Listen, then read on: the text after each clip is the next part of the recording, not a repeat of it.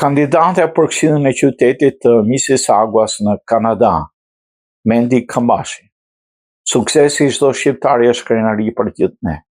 Mendi Kabashi, profesioniste shqiptare kanadeze dhe kandidate për Këshillin e qytetit të Mississaugas, synon të sjellë në uar të ri përvojën e saj në administrim, drejtësi dhe në shërbim ndaj komunitetit. Kabashi shpjegoi se vendimi për të kandiduar nuk lindi nga politika, por nga puna e përditshme si senior condominium manager. Në këtë detyrë ai administron buxhete shumë milionëshe, infrastrukturë, siguri, mirëmbajtje, drejton ekipe dhe zgjidh problemet komuniteteve të mëdha rezidenciale. Platforma e saj përqendrohet tek siguria e lagjeve, përdorimi i përgjithshëm i parave të taksapaguesve, transparenca, përmirësimi i rrugëve dhe infrastrukturës.